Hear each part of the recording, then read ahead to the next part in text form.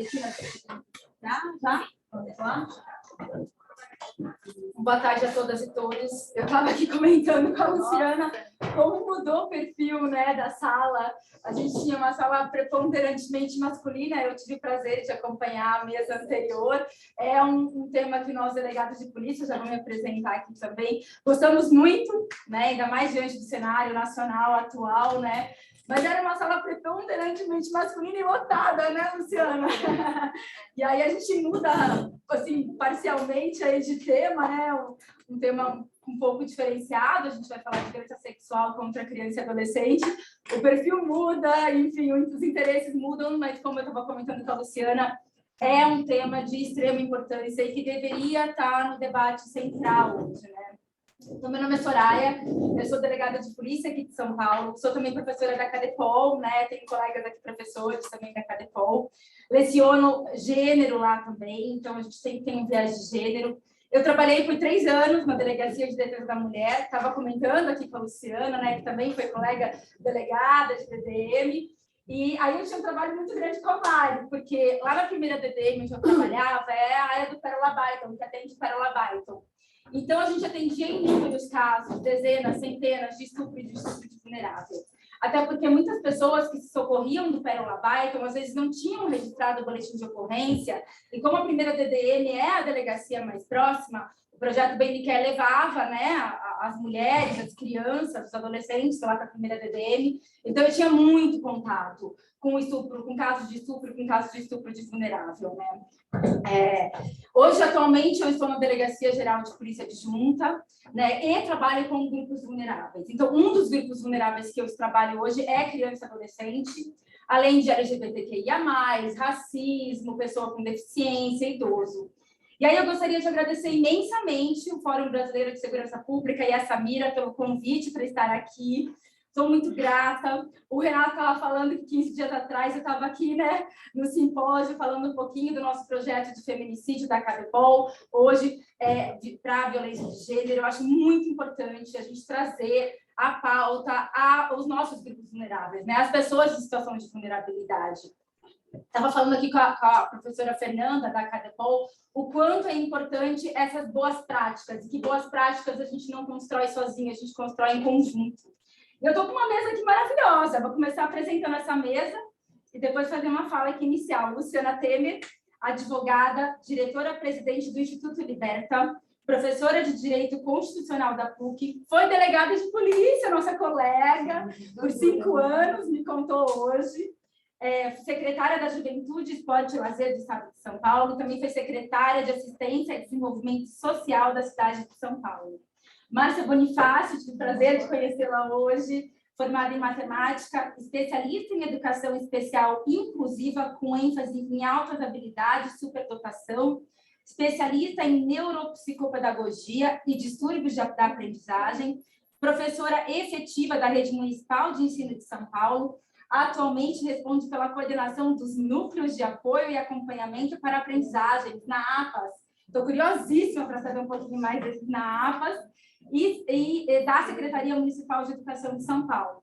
E a Mariana Ferreira, minha colega queridíssima Mari, médica legista, sexóloga forense. Eu estava comentando que eu e a Mari frequentamos a CADEPOL na mesma época, no mesmo ano, no mesmo corredor, né, Mari?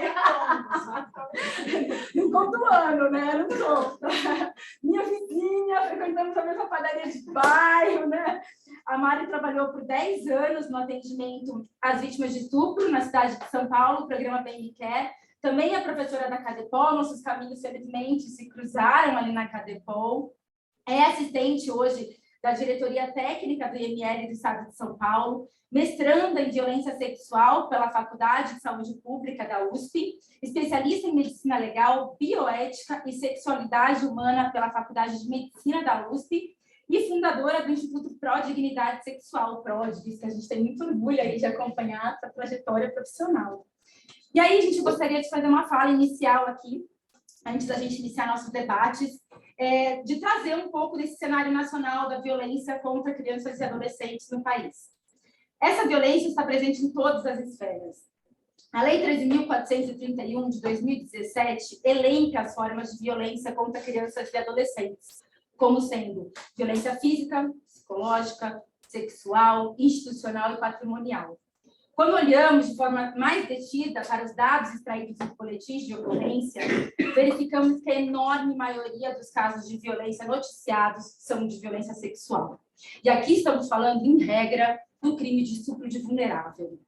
Recentemente, entrou em vigência a Lei Henri Borel, que cria mecanismos de prevenção e enfrentamento da violência doméstica e familiar contra criança e adolescente. Eu vou amarrar aqui esse cenário. Por que eu estou falando da Lei Henri Borel? Nesse contexto, gostaria de relembrar dados escolhidos pelo Fórum Brasileiro de Segurança Pública e publicados no Anuário do Fórum sobre violência sexual contra criança e adolescente. 95,4% dos autores são homens. 82,5% é conhecido da vítima. A maioria é pai, padrasto, irmão, primo, avós ou outro parente. Estamos falando de uma violência que acontece dentro de casa. 76,5% dos estupros acontecem no lar daquela criança. Diante desses dados, podemos perceber um cenário de violência que é preponderantemente doméstico-familiar. Portanto, violência também é abrangida pela Lei Henri Borel. Inclusive, hoje, com possibilidade de concessão de medida protetiva de urgência e, claro, né, como sempre, prisão cautelar do agressor. Importante ressaltar que a lei criou também a figura do denunciante e do noticiante, já que a criança precisa se valer de um adulto para denunciar o crime, né? E ela possibilita que todas as pessoas denunciem, porque, inclusive, traz mecanismos de proteção para esse noticiante, para esse denunciante. Além, claro, de mecanismos de proteção para a criança e para o adolescente vítima. Aqui eu vou fazer um desabafo. Eu sou mãe de uma menina de 4 anos e confesso que esse panorama que eu acabei de delinear aí para vocês, que já é conhecido meu de muitos anos, de quem trabalhou em BDM, sempre me deixou apreensiva. E traz diariamente a preocupação de como ensinar a se proteger. E aí, nesse quadro de violência aqui, né, que a gente vai tratar hoje, gostaria já de passar a palavra para a Luciana Temer, que inclusive é autora desse texto aí do anuário que eu acabei de citar para vocês. Então, com a palavra, Luciana. Obrigada. Obrigada, Soraya. Vou pôr aqui um cronômetro. Mas pode deixar que eu sei, mas aqui eu vou olhando de vez em quando, eu vou te avisando. Faltando, queria cumprimentar aqui a Mariana.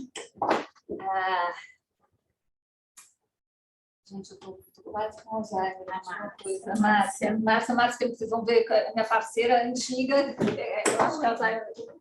E eu vou pedir licença para ficar de pé. Eu sou baixinha também, assim eu vejo todo mundo me vê. Acho que a primeira observação já foi feita aqui pela Soraya, que é o perfil dessa sala. Tanto aqui na mesa, não é? Para quem pegou o final da última, só tinham homens e uma mulher.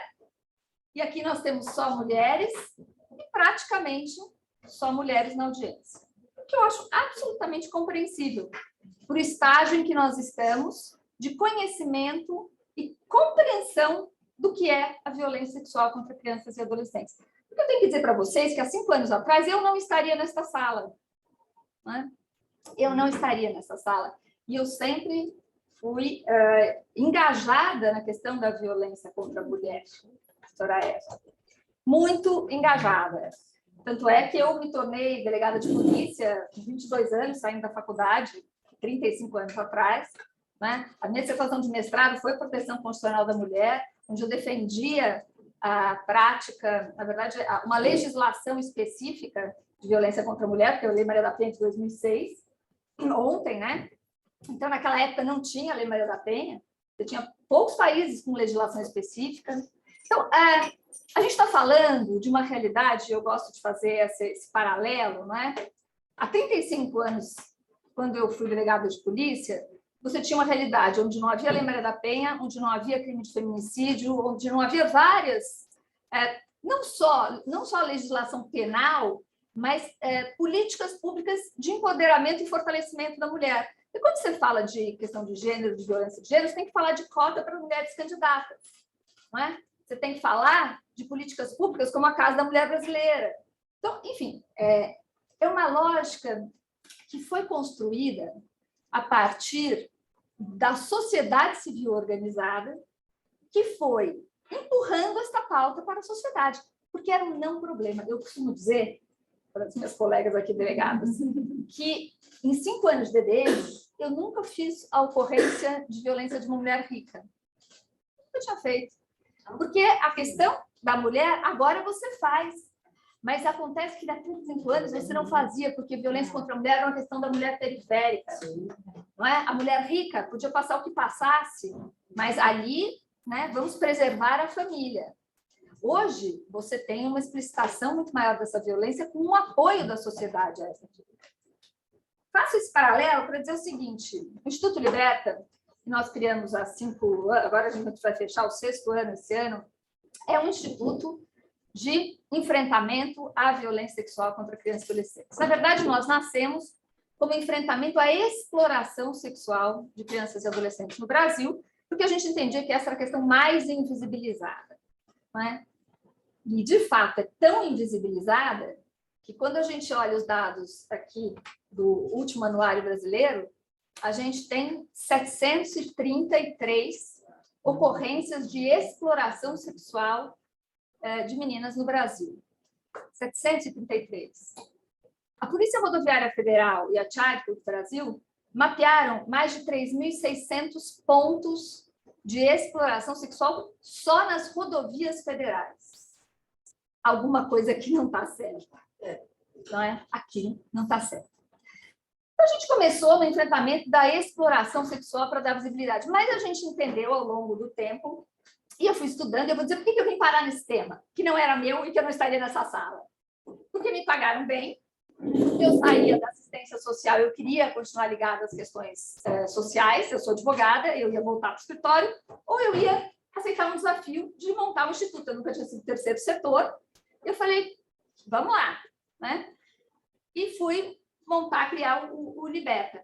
E comecei a estudar a questão. E quanto mais eu estudava, mais eu entendia o quanto eu não sabia. E eu olhava e falava, peraí, eu fui delegada de polícia, 5 anos em Osasco. Eu conheço vulnerabilidade social. Eu fui secretária da Juventude. Eu tinha a FEBEM ligada à pasta. Não era a Fundação Casa. Era a FEBEM na época. Eu conheço vulnerabilidade social. Eu fui 4 anos secretária de assistência social do município de São Paulo. Eu conheço vulnerabilidade social. E por que é que, quando as técnicas da assistência social chegavam para mim, no 18 de maio, e falavam, temos que fazer a campanha contra a exploração sexual de adolescentes, eu falava, tá bom, vai lá, põe o cartazinho, põe. Porque a verdade é que eu sempre enxerguei a violência sexual contra crianças e adolescentes como uma questão muito séria, muito triste, mas residual. Não é? Então, na minha cabeça, se a gente resolvesse outras questões estruturais, a gente resolveria essa. Então, se a gente resolvesse violência de gênero, a gente resolveria essa. Se a gente resolvesse educação, a gente resolveria essa. Se a gente resolvesse desigualdade social, a gente resolveria essa. Hoje eu tenho certeza absoluta que esta é uma violência estrutural que está na base de muitos problemas que eu achei que, se eu resolvesse, eu resolveria aqui. Na verdade, esta base aqui é geradora de muitos problemas que o Brasil enfrenta hoje como sociedade, porque ela causa não só danos pessoais gravíssimos, mas danos sociais. E aqui eu vou já começar chocando, dando contando uma coisa que a gente fez há 2 semanas atrás, uma parceria incrível com o Fórum Brasileiro de Segurança Pública, que, né, não tenho nem agradecer a presença, é o mínimo, né, mas a Samira aqui é uma parceira de primeira ordem do Liberta, o Fórum é parceiro de primeira ordem, e a gente se apoia muito nos dados do Fórum Brasileiro de Segurança Pública. Veja, olha que interessante, o Anuário Brasileiro, já há muito tempo, para mim, é uma referência. Desde 2007, né, Samira, o Fórum publica o Anuário Brasileiro. E ele é uma referência importantíssima para a gente ver o que tem importância para a construção da política de segurança. Então, o Fórum é essa referência. Veja, só em 2019 é que o Fórum conseguiu separar o estupro do estupro de vulnerável. E a gente pôde enxergar, em 2019, gente, antes de ontem, conseguiu separar, entender que o estupro é uma violência de gênero, sim, mas é uma violência de gênero que implica em meninas de menos de 13 anos de idade. Aí as pessoas falam para mim, Luciana, isso é bobagem, porque, afinal de contas, é uma violência de gênero. Não é bobagem. Não é bobagem quando você pensa em construção de políticas públicas de enfrentamento. Porque quando você pensa numa violência, estupro de mulher adulta, você tem que montar uma estratégia de enfrentamento. Quando você enxerga que esta violência ela é intrafamiliar e é com menores de 13 anos, você tem que pensar em outra estratégia de enfrentamento. Né? Então, é fundamental que a gente enxergue que violência é. E aí eu queria contar essa experiência que nós tivemos. E a primeira conversa na sala do secretário de administração penitenciária foi feita junto com a Samira, e eu fui pedir para levar para dentro dos presídios uma campanha que o Liberta está fazendo, que é o Agora Você Sabe, que encerrou agora 31 de agosto. O Agora Você Sabe é uma campanha que convidou pessoas adultas de mais de 18 anos a reconhecerem se foram vítimas de alguma violência sexual ou não, na infância ou na adolescência. E quando eu falo isso, as pessoas acham estranho, mas é óbvio que eu saberia. Não que você não saberia, porque muitas violências são muito sutis e a gente nem se dá conta que aquilo é violência. Sabe aquele clássico do homem se masturbando na porta da escola? Pois é, isso é violência sexual, não é? Então, não é uma piada, é uma violência que traz consequências diferentes, inclusive dependendo de onde essa menina mora e qual a classe socioeconômica dela. Então, é muito importante que a gente dê importância para todas as violências. Então, a gente convidava as pessoas a se reconhecerem vítimas de alguma violência. Se reconhecessem, gravavam 3 frases. Violência, abri um videozinho, maior de 18 anos, termo de autorização de uso da imagem, e eu gravava 3 frases. Violência sexual contra crianças e adolescentes é uma realidade, eu fui vítima e agora você sabe. Mandava para a gente. Foram 4 passeatas, uma em maio, uma em junho, uma em julho e uma em agosto. É uma passeata virtual. Na tela, eu não tenho ela aqui, porque, na verdade, é uma passeata mesmo. Ela passa e acaba, não é? As pessoas passam e acabou. As pessoas todas que gravaram passavam em bolinhas, 9, 10, ao mesmo tempo, todas subindo, todas com a mesma voz, quer dizer, dizendo a mesma coisa, com as vozes misturadas, e todo mundo junto. Porque não era sobre a história de ninguém, não era sobre o nome de ninguém, nem o que aconteceu. É sobre a força de um coletivo que fala, isto acontece, e eu estou aqui porque eu não quero que aconteça mais. Vou contar a minha expectativa, sabe aquela expectativa caridade? Aquela brincadeirinha, expectativa caridade? Então, minha expectativa, 1 milhão de pessoas na passeata. Essa foi a construção do Liberta. Nós queremos 1 milhão de pessoas. Aí, quando as pessoas me perguntavam, você está louca, Luciana, por que 1 milhão de pessoas? Eu falei, porque tem muito mais e nós somos modestas. Então, porque nós somos modestas, nós queremos 1 milhão. Sabe quantas pessoas nós tivemos na passeata? 3 mil e poucas pessoas. Isso porque nós tivemos, durante 5 minutos, o Luciano Huck chamando para a passeata virtual, no domingão dele, porque eu tive 15 minutos na Fátima Bernardes, ao vivo, sentada falando, na Cátia Fonseca, na Bandeirantes, né?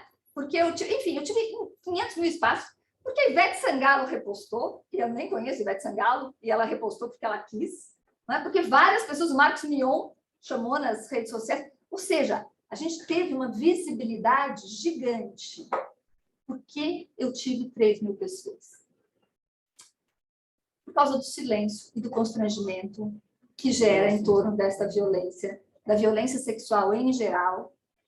E eu diria o seguinte, da violência sexual em geral e da violência sexual contra crianças e adolescentes, que é muito doido, porque eu estou falando, não estou falando com a criança, eu estou falando com pessoas adultas, estruturadas de alguma forma, e que poderiam estar lá. E muita gente chegou para mim e falou, queria te agradecer, maravilhosa essa campanha, super importante, mas eu não vou estar lá, porque eu não tenho coragem. Eu estou falando de juiz, estou falando de desembargador, estou falando de médica, estou falando de advogado, estou falando de todo mundo. Que chegava para mim e falava, parabéns. Na sala dos professores da PUC, eu tive a fala de um juiz da área criminal que me chamou e falou, queria te dar os parabéns, não é meu amigo, conhecido, queria te dar os parabéns, super importante, estou te acompanhando nas redes sociais, e a partir das suas falas eu descobri que fui abusado na infância pela minha babá. Não é? Só que eu nunca me dei conta de que o que eu tinha vivido era abuso.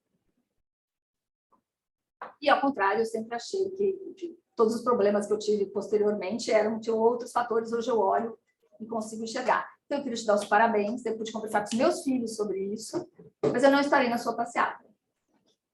Eu não tenho coragem. E tantas pessoas não tiveram coragem. Mas olha que interessante. A conversa que eu comecei a falar da administração penitenciária, é que nós fechamos um termo de parceria com a administração penitenciária para fazer uma pesquisa com o Fórum Brasileiro de Segurança Pública dentro dos presídios de São Paulo. Porque a gente tem muita curiosidade para entender quantas pessoas que estão no sistema prisional que foram vítimas de violência sexual. E nesse contexto, eu queria muito ter...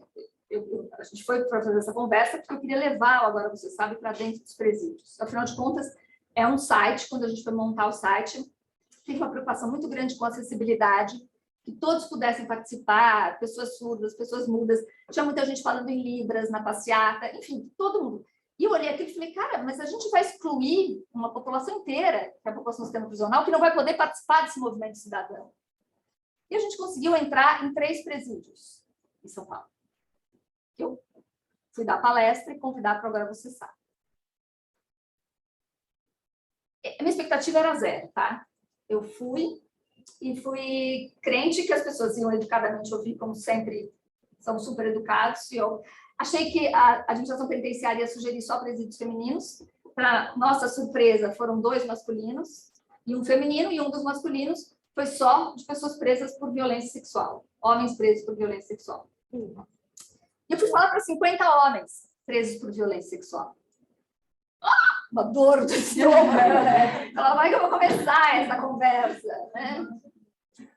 E aí, comecei a conversa, e eu comecei a conversa da seguinte maneira. Eu falei para eles, eu não sei o que aconteceu, eu não sei porque vocês estão aqui, o que vocês fizeram, e nem me interessa porque não é sobre isso. Mas eu quero começar dizendo o seguinte, que eu tenho certeza absoluta de que se quando vocês todos eram crianças, vocês tivessem tido conversas sobre violência sexual, sobre sexualidade saudável, não é? Sobre como se relacionar, provavelmente uma boa parte de vocês não estaria aqui hoje. Eu comecei a conversa assim, comecei a falar de violência sexual, e o que era violência sexual, e dar os dados e tal. Acabou, eu falei, mas seu silêncio absoluto. Levantou a mão. A senhora falou um monte de coisa aí que eu nunca tinha pensado. Mas eu vou contar a minha história, e a senhora me disse se eu fui vítima de violência? Claro. Aí ele me contou a seguinte história. Ele tinha 9 anos de idade, e ele tinha um padrasto, e o padrasto resolveu que ele tinha que virar homem, porque estava na idade de virar homem. 9 anos. Estava na idade de virar homem, e aí o padrasto, ele gostava muito do padrasto, e o padrasto resolveu que ele ia virar homem. Então, o que o padrasto fez? Ele era obrigado a assistir o padrasto transando com a mãe dele, porque assim ele ia aprender como é que tinha que fazer. E o que você sentia?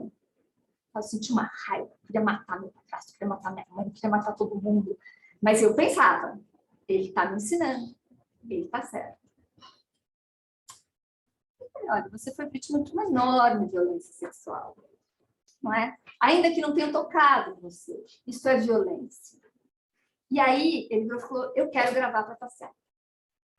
E assim foi. Um e outro, e outro, e outro.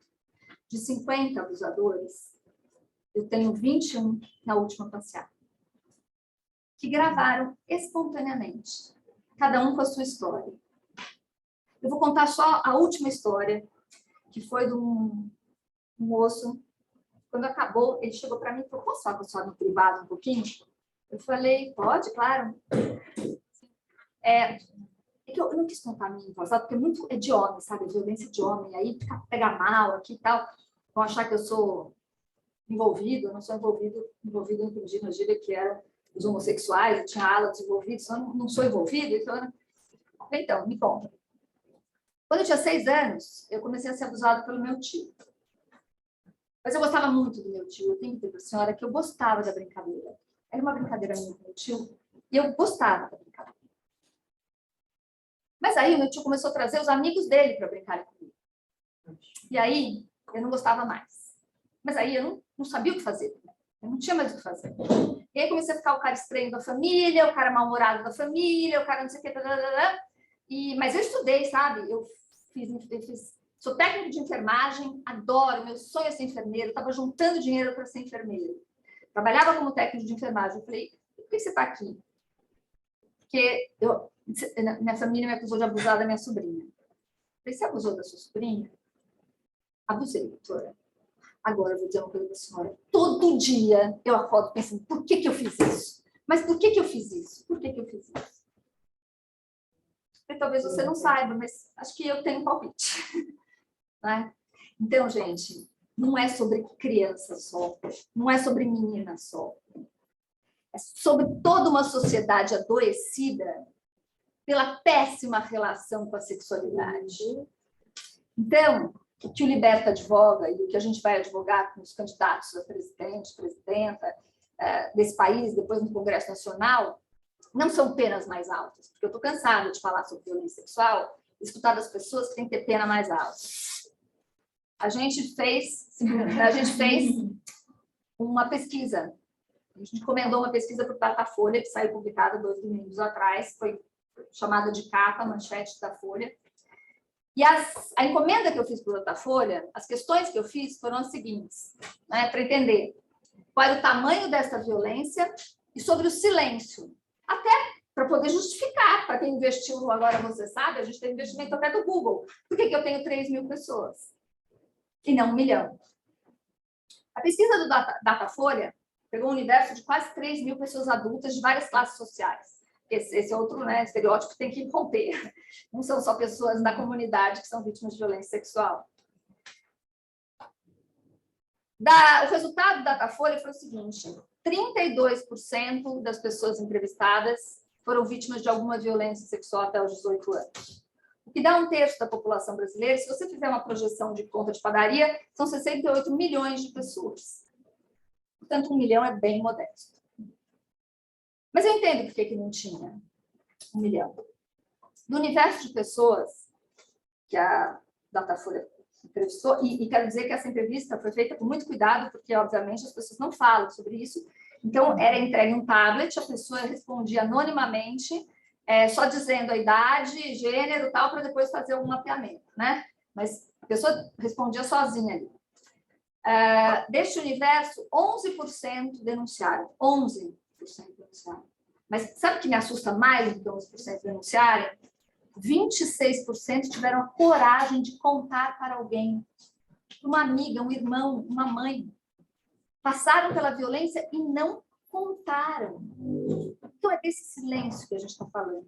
Portanto, não. A gente não está falando de mais pena e de mais gente presa. A gente está falando de menos gente presa e mais educação sexual nas escolas. Falar sobre sexualidade, falar sobre prevenção à violência com crianças pequenas, e sexualidade saudável, enfrentar a questão da pornografia, fazer discussões, quebrar tabus sobre discussões, é isto que pode começar a tirar a gente desta situação caótica que a gente tá. E eu vou finalizar agora para dizer o seguinte só, doutora Eva, aqui, a questão da violência contra a mulher ainda é uma questão para mim e é super importante. Mas hoje eu acredito que quando você empodera uma menina de 10 anos, você não vai ter que trabalhar uma mulher de 30. Não é? 18% da evasão escolar no Brasil é em razão de gravidez na adolescência. São mais de 21 mil meninas grávidas com menos de 14 anos todo ano nesse país. É disso que a gente está falando, de registro, tem que registrar. Então, encerro dizendo o seguinte: é uma pena que nesta sala não tenha mais homens, não é? Porque é sobre todos nós. É sobre uma violência estrutural, institucional, que precisa ser transformada nesse país, senão a gente não sai desse buraco. É isso.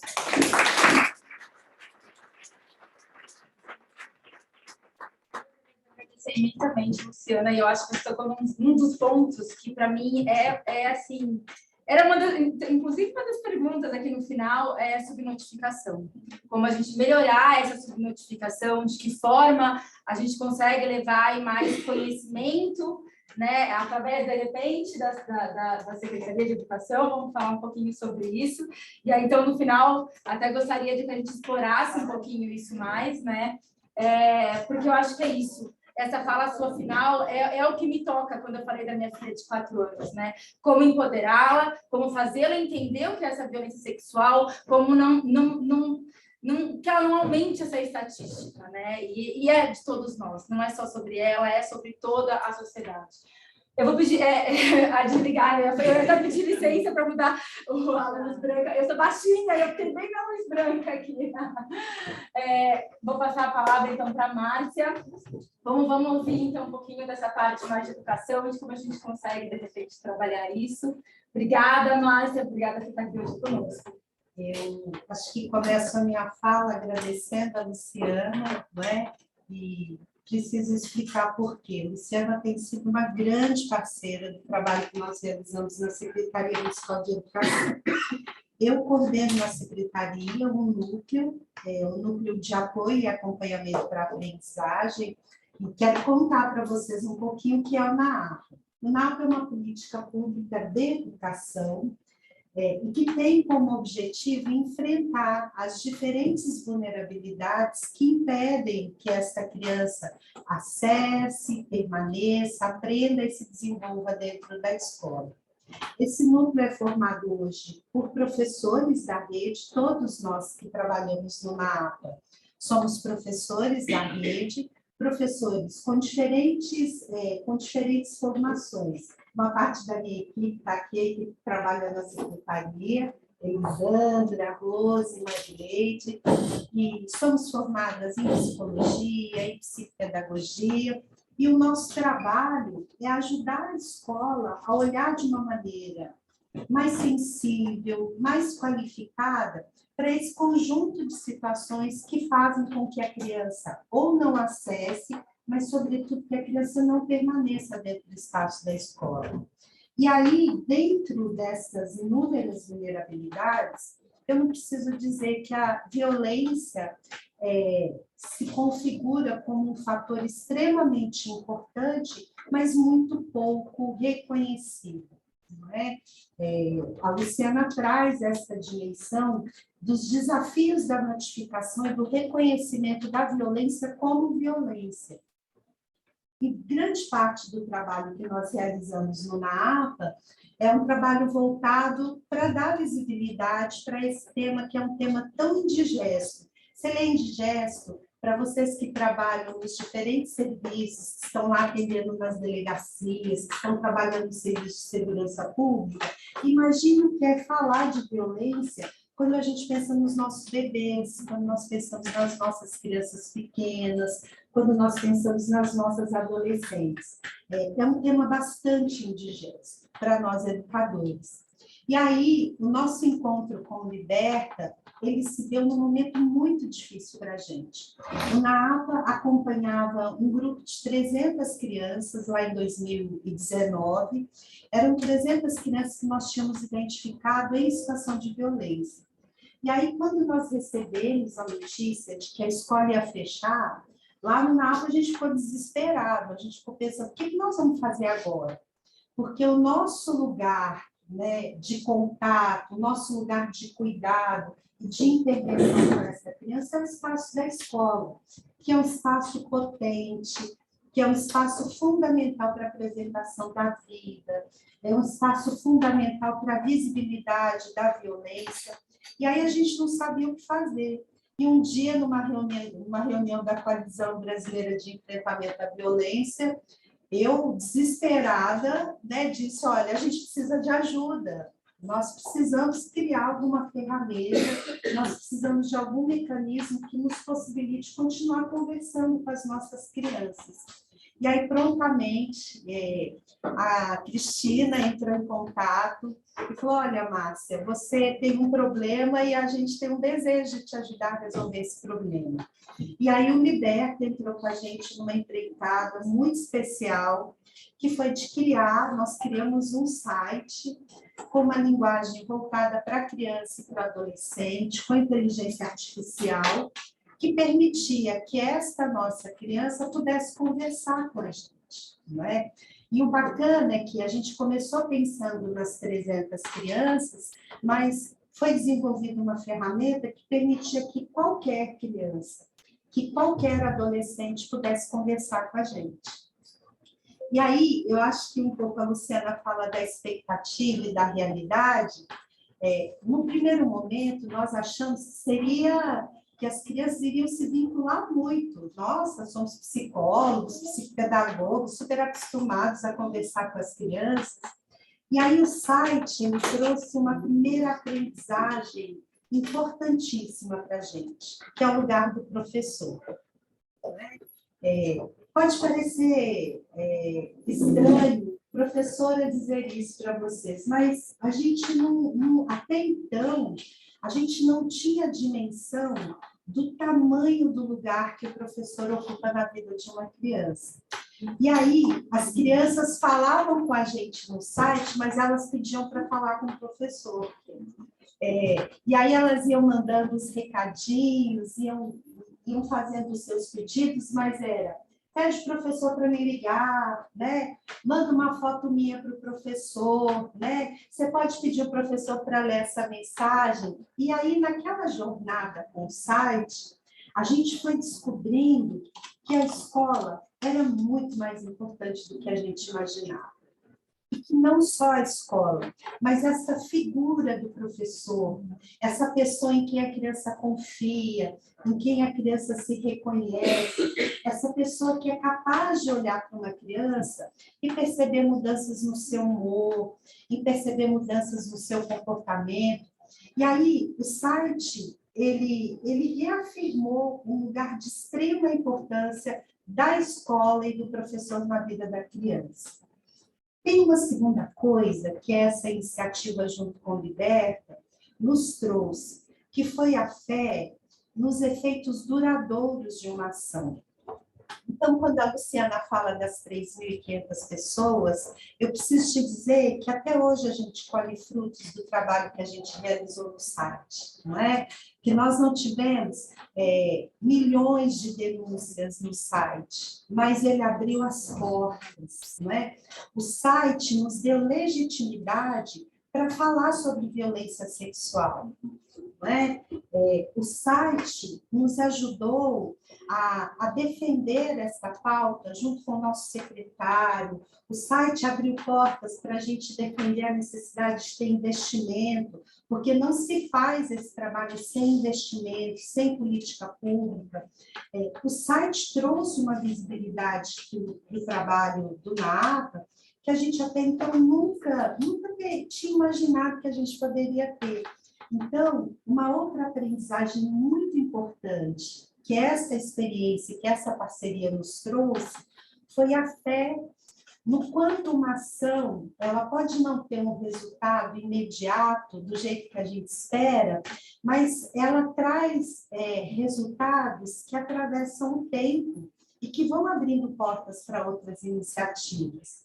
E aí, lá naquele período da pandemia, em que as crianças não estavam na escola, em que a gente não tinha o professor nesse contato físico, né? Em que o professor não podia ler o corpo, que o professor não podia reconhecer o som da voz, que o professor não podia olhar se essa criança levantava muitas vezes para ir ao banheiro, se essa criança chegava chorando no portão. A partir das ações, a partir do momento em que a gente começou a falar do tema, nós tivemos mais de 300 denúncias encaminhadas por professor de situações de violência. Nós tivemos crianças que foram de braço quebrado, bater na porta da escola e falar, olha, me ajuda, eu preciso de ajuda. Então, foi uma jornada singular, foi uma jornada belíssima e que até hoje eu entendo como uma jornada que produz resultados. O NAAPA, a secretaria é dividida em 13 pedacinhos, né? A nossa divisão administrativa são esses 13 pedacinhos. E eu preciso dizer que para vocês hoje, olhando lá os dados da nossa planilha de monitoramento, hoje de manhã nós tínhamos 743 casos de denúncia de violência sexual. Desses 743 casos, 169 de crianças menores de 5 anos. E a gente pensando num contexto em que a subnotificação continua a ser um grande desafio. E aí, eu fiquei pensando no que eu poderia contribuir nesse encontro de hoje à tarde, e o que eu gostaria que esse grupo que hoje se dispõe a falar sobre o tema, que a gente pudesse fazer uma reflexão. É sobre o quanto nós somos tolerantes no que se refere à violência sexual. Nós somos extremamente tolerantes. E por que e eu não estou dizendo isso para vocês, para mim não é mais uma hipótese, né? É olhando para os fatos, é olhando para os nossos relatórios. E aí eu pensei em trazer para vocês uma situação de uma menina que eu vou chamar de Ayô. Ayô é um nome africano, né? Em Yorubá, que significa felicidade. O meu neto, o sobrenome dele é Ayodele, né? Que trouxe alegria para casa. E eu pensei em chamar a nossa menina de Ayô em homenagem às muitas meninas pretas, periféricas, que todos os dias entram para as nossas unidades carregando as marcas da violência. E aí, essa menina foi um caso que chegou para a gente no começo do mês de agosto, uma menininha de 10 anos, muito pequena, muito miudinha. Ela chegou muito inquieta, mais triste do que de costume, e a professora percebeu que ela estava mesmo diferente e foi conversar com a menininha. E aí eu contou para a professora que andava muito nervosa, muito chateada, porque o tio, né, que é o responsável legal por ela, vinha deitando na cama dela todos os dias, junto com ela e uma irmã de 4 anos, não é? E que ele manipulava as partes íntimas dela, e ela conta com riqueza de detalhes aquilo que o tio fazia. A equipe da escola, ela fez tudo aquilo que os nossos fluxos, que os nossos protocolos dizem que ela precisa fazer. Mas aquela menina não tinha nenhuma marca, porque vocês sabem que os grandes abusadores, né, eles não deixam marcas físicas. Essa ideia da violência sexual, como aquela que arranca sangue, que deixa hematomas, que arranha, isso é um mito que a gente também precisa enfrentar, porque senão a gente não vai conseguir combater a violência contra a criança, em especial a violência sexual. E aí, mesmo muitos serviços, lendo o relato da escola, o nosso relato da professora, não é? Aqui a gente defende que a gente não pode revitimizar, não é? Então a gente está tentando fazer tudo certinho. E a escola fez a parte dela, mas nada aconteceu. Aquela criança continuou sozinha. E eu ouso a dizer que ela experimentou uma solidão maior do que ela vivia antes. Porque o dia que ela conta para a professora, ela pede socorro, ela pede ajuda. E eu fico pensando quanto deve ter sido desesperador para eu que esse socorro e que essa ajuda não tenha chegado. E aí, na sexta-feira da semana passada, essa mesma menina chega na escola mancando, com muita dificuldade de se deslocar no espaço da escola. E aí, quando a professora olha, ela estava toda machucada. Ela tinha hematomas pelo corpo inteiro. Né? Ela tinha marcas de esganadura, não é? Ela estava muito machucada. E aí, a escola foi menos tolerante. A escola conseguiu ser tolerante na primeira narrativa. Nós conseguimos ser tolerantes na primeira narrativa de Ayô. Mas da segunda vez, a gente tinha certeza que a vida dela corria risco. A gente não acreditou que a vida dela corria risco no primeiro relato. A gente não tinha marcas físicas, não é? E aí, ela apanhou, porque ela estava uma criança submetida a inúmeras violências. Nós sabemos que a violência sexual, raramente ela vem desacompanhada, não é? E ela vem num crescente, e o abusador tende a se tornar violento a partir do momento que a criança se manifesta, que a criança, de alguma forma, né, faça alguma objeção ao abuso, mas no caso dela, não. Ela estava fazendo serviços domésticos, e uma criança que só se alimenta na escola, porque esses tios não permitem que ela consuma nenhum alimento quando ela está no ambiente de casa. E ela estava fazendo uma faxina na casa e ela parou diante da televisão para assistir um desenho. E a tia a flagrou nessa cena. E aí a tia espancou essa menina. E quando o tio, esse mesmo tio abusador chegou, a tia contou o absurdo de que aquela criança estava assistindo televisão. E esse tio espancou novamente essa menina.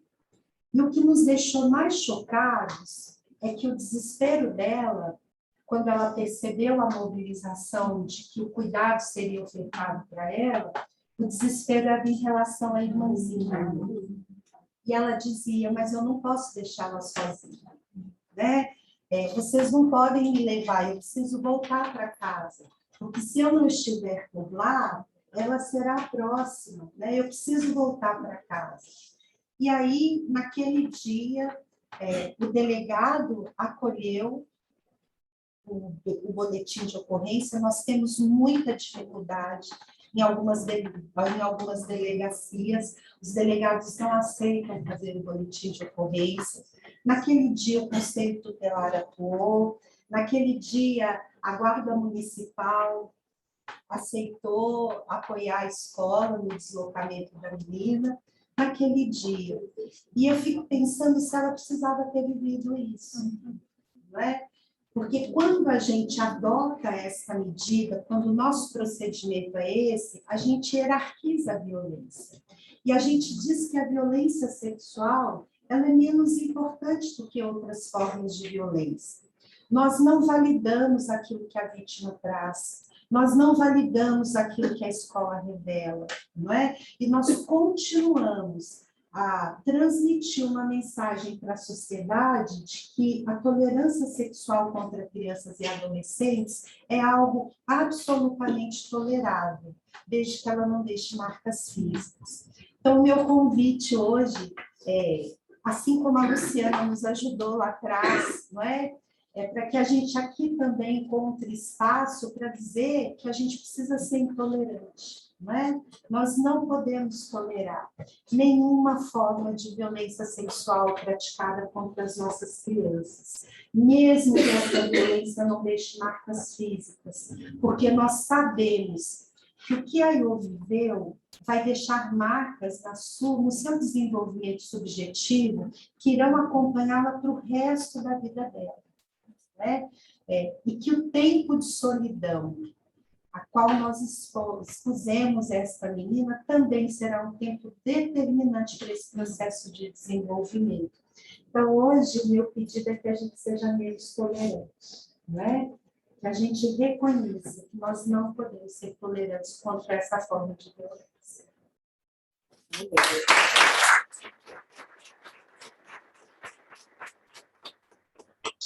Márcia, por que a tua voz aqui embargada? Porque me tocou desde o início, porque você já começa a falar da figura do professor na vida dessas crianças, e aí já me toca, já até contei aqui que eu tenho uma filha que está no ensino infantil. Você fala das formas de violência, e isso me toca muito, porque lá na DDM eu via, e acho que a Mari também, quando a gente fala em condição carnal, né, não às vezes é exceção, porque a gente tem sim as outras formas de violência, eles passam a mão naquela criança, eles obrigam aquela criança a fazer atos sexuais ou presenciar, como a Luciana colocou, então a gente tem inúmeras formas de violência que aquela criança é submetida, e você colocou mais, não só a violência sexual, como a física também, né? E é uma escalada, é uma progressão. E quando você conta da violência física, você conta também de uma violência de gênero, porque era uma mulher fazendo serviços domésticos dentro daquela casa que não podia assistir televisão. E aí eu fiquei aqui me perguntando, angustiada, do porquê que vocês não tinham conseguido reportar essa violência logo no início. Foi uma dificuldade na delegacia de polícia, porque eu trago a questão aqui, a Fernanda está na Cadepol, e a gente conversa sobre isso. Eu dou aula de violência de gênero lá Uma das aulas que eu dou é de importunação sexual. Quando a gente fala dessa mulher no transporte público, no transporte por aplicativo, a violência que ela sofre, como a dificuldade de reportar, nosso desafio sempre ali na capacitação do policial civil é sensibilizá-lo para a questão da violência. A Mari também é professora lá, também ministra essas aulas. E aí eu fico me perguntando, em que momento, às vezes, a gente falha e no que a gente pode melhorar? Eu estava conversando outro dia com a Fernanda, de expandir as nossas aulas de violência sexual lá na CADEPO, eu acho de extrema importância. A gente já tem, e eu acho que a gente, ouvindo esses relatos, a gente percebe, né, Fê, o quanto a gente ainda precisa melhorar enquanto instituição também. Eu né? falo, não vou tentar. E aí, eu queria te perguntar, só para a gente finalizar aqui, no início, qual foi a dificuldade de vocês reportarem? Por que não conseguiu reportar ali na primeira fala dela? Nós temos um fluxo que foi pactuado com a rede de proteção de diferentes caminhos, né? E de diferentes atores dessa rede que a gente precisa se reportar nas situações de violência. A escola, ela é sempre o lugar onde nós temos a suspeita da violência, né? Eu sou alguém que defendo isso junto com a escola. A escola ela não tem que levantar provas a respeito daquela violência. Ela precisa olhar para os sinais e ela precisa acionar os parceiros da rede para que esse cuidado se dê. Então, dentro desse fluxo, nós temos alguns serviços. O Conselho Tutelar, que neste caso iria fazer a visita domiciliar. O NPV da Saúde, que iria fazer a visita domiciliar, o CRAS-CREAS, que iria fazer a visita domiciliar. Mas quando a gente aponta uma criança que não traz marcas físicas, né? Então que você não tem um elemento concreto para apresentar a respeito desta suspeita da escola, ela, num primeiro momento, já é invalidada. Para além disso, nós temos situações horrorosas. Quando eu digo horrorosas, são horrorosas, em que o diretor de escola fica com a criança dentro do carro, vai na delegacia, o delegado diz que não vai atender seu conselho tutelar, o conselho tutelar fala que não é obrigação dele ir para a delegacia, né? Às vezes o diretor de escola liga para a gente e fala assim, eu levo ela para casa? Eu vou levar para casa, e que a gente termina o dia entregando a criança para o agressor. Né? Então, a realidade, nós temos uma rede que eu entendo que nós precisamos fortalecer, mas é uma rede que tem furos muito perigosos. Né? A gente já teve situação do delegado dizer que não faria o boletim de ocorrência porque a gente não tinha o endereço do agressor, para vocês terem ideia. Nós já tivemos situações em que o diretor de escola, junto com o conselheiro tutelar, colocou a criança dentro do carro, foi até a casa onde o abuso, a violência sexual havia acontecido, para pegar o endereço e voltar para a delegacia e dizer para o delegado, olha, está aqui o endereço. Então, a gente tem situações das mais diversas.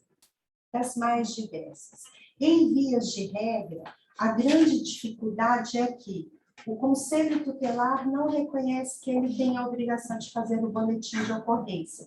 E o delegado que está lá na delegacia se recusa a fazer o boletim sem a presença do Conselho Tutelar. A gente pega a criança e volta com ela para a escola. Desculpa, gente, eu quis, Mari, eu só quis finalizar e a fala da Márcia, depois a gente retoma mais um debate, porque acho que a gente tem mais a acrescentar sobre isso.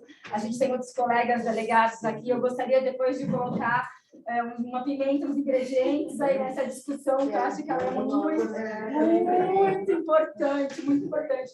Mas eu quero ouvir a Mari falar, a Mariana Ferreira, que eu já... Quando foi setembro do ano passado, me deu aula no CEA, eu adoro ouvir a Mari falar, Mari é parceiríssima.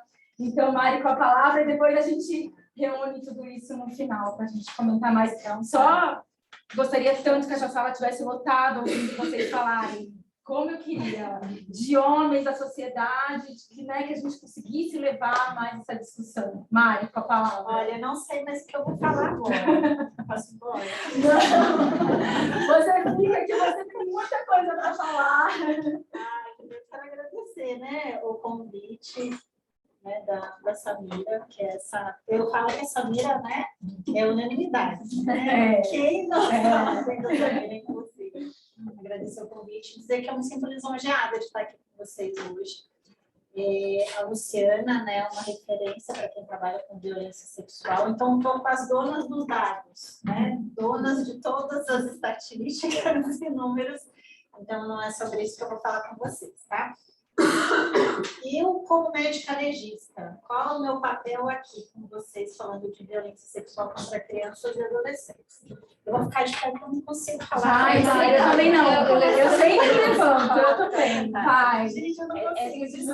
É de professora, né? É coisa de professora, eu também não consigo falar parece que não sai informação, entendeu? Se você quiser ficar ao canto, ao centro, Não, eu sou não, preferência. pode ser aqui, tá bom. Então, né, o que a Márcia falou, que a Luciana trouxe, o que vocês suspeitam, eu examino. Né? Então, eu escuto essas vítimas, eu examino os corpos dessas vítimas, e nesses 10 anos foram milhares delas. Infelizmente, a maioria delas de crianças e adolescentes. Que entrou naquela questão que a Luciana também falou, né? Quanto mais eu escuto, menos eu sei. Quando eu saí da academia de polícia,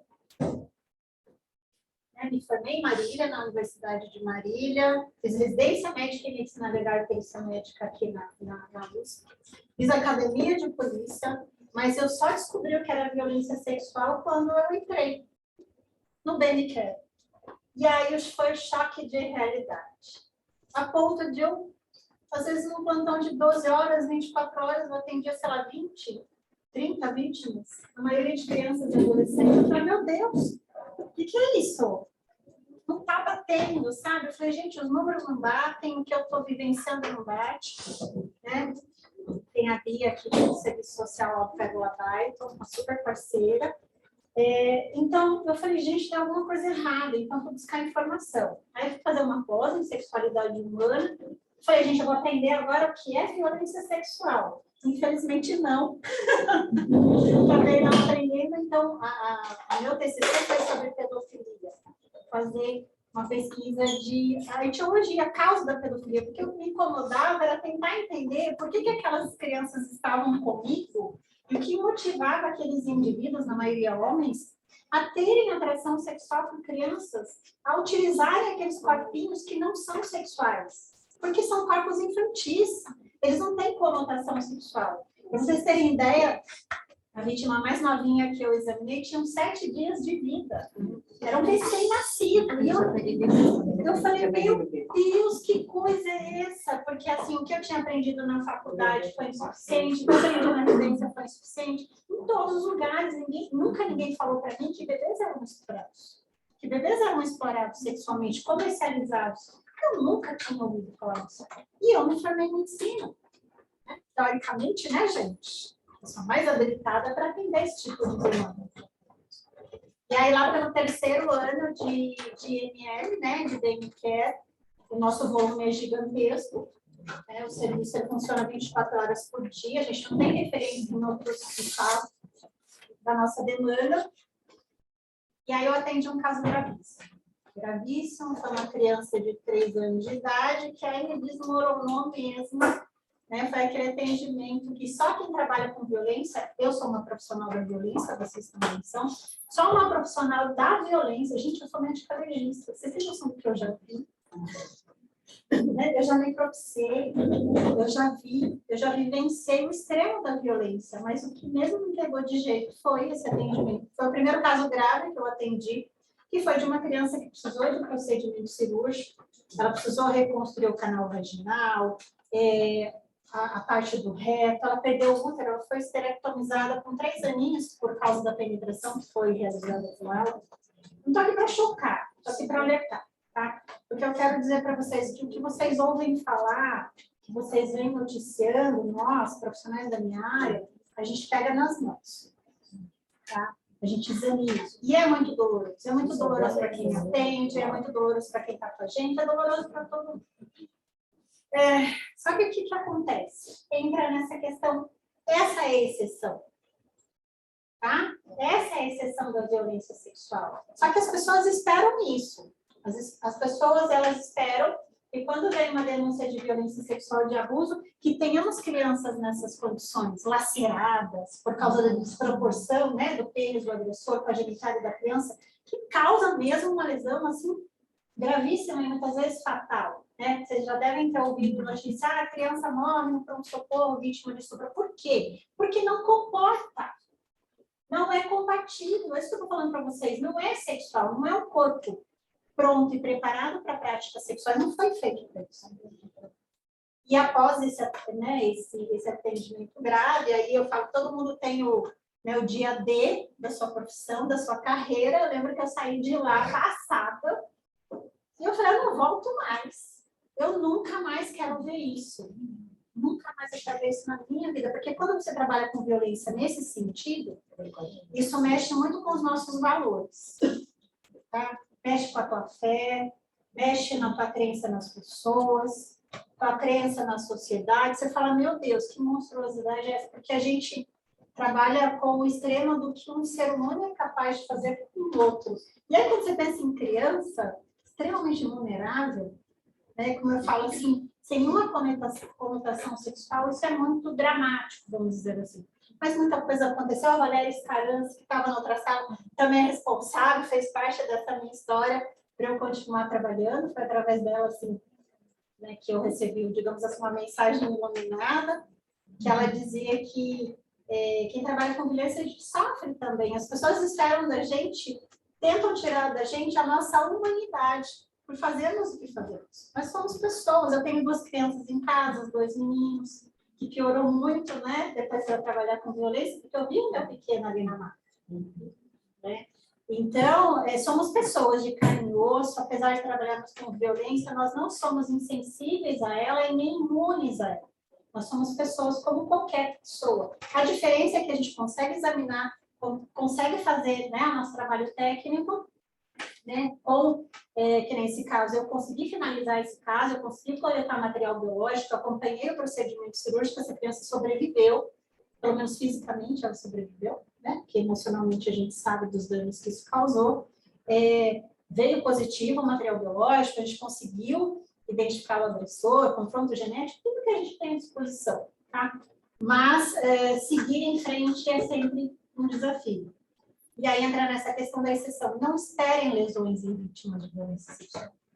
Não esperem.